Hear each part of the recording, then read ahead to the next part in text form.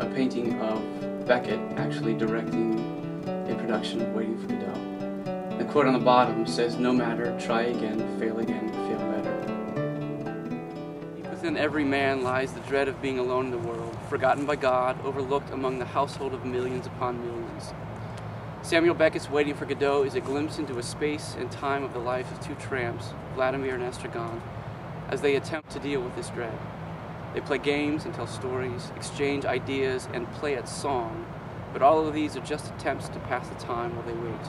Why? Because they are prisoners of time and prisoners of the unknown. So Waiting for Godot is a play written by Samuel Beckett. And the story is about two men, Vladimir and Estragon, two tramps. And they're simply waiting in a barren land for this person or entity named Godot. And basically that's all we know. We don't learn much more throughout the course of the play. So it's sort of an abstract look at a lot of different things. And it really, the way the text is written, it's you know, it leaves a lot up to your imagination. It leaves a lot to interpretation, both as a team of people producing this text and as an audience member consuming this text. And so that's one of the beautiful things about this. You could go see it 100 different times, and it's going to be 100 completely different interpretations. So as a media text, it can be I think, both challenging and really rewarding at the same time, because on some levels it's a blank canvas. There you have the story of these two men, but then the barren land can be anything. It can represent anything. Godot can be anything, can represent anything. A lot of people believe that when he said Waiting for Godot, he was meaning God. It's even spelled G-O-D-O-T. Part of why this play is so potent, I think, is because it is so universal. Beckett famously said that I make an object, and it's up to the audience to figure out what that is for themselves. So I think one of the things that certainly draws me to this play is that it can be about something new every time I read it, every time I see it, and for each member of the audience who's there with me seeing it, or everyone that's reading it, it can be something different. So it honestly really depends on where I am at the moment, where what I'm bringing into the space when I'm reading it or seeing it. But ultimately, I think for me, more often than not, this is a story about hope against all odds, and that's one of the main reasons that for me it's so compelling. There's a profound hope. I think that both Vladimir and Estragon, the two main characters in the story, that they have, and it comes from a childlike naivete, and that to me is really, really compelling, because as an artist, as a craftsman, that's something that I'm constantly striving to regain. I think Picasso is the one that said being an artist is a process of learning how to be a child again, and to have that childlike patience. There are 197 different silences or pauses in this play.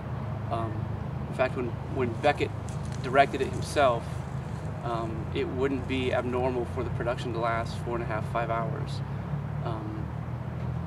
And for some that may seem like a futile existence, but for me, the hope in stillness, the hope in waiting, the hope in quiet, has been I think a touching thing for me. And so when I first read this play, when I've seen it, for me it's been one of those crystallizing moments that, just as a person and as an artist, as a craftsman, that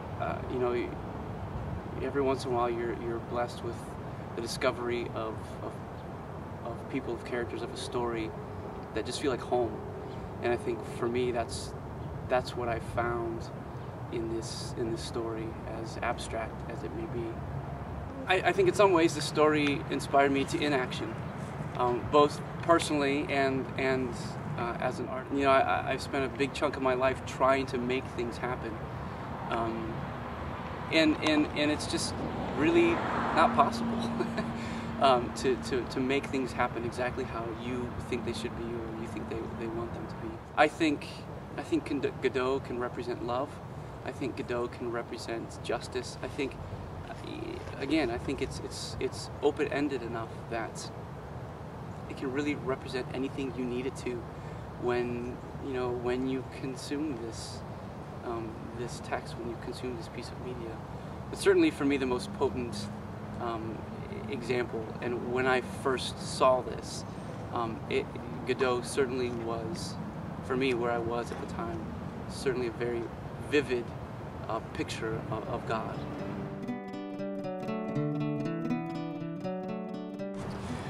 Beckett famously said in response to the question of whether or not Godot represented God, "If by Godot I had meant God, I would have said God and not Godot." But sometimes an artist cannot amend what their creation becomes in spite of its creator.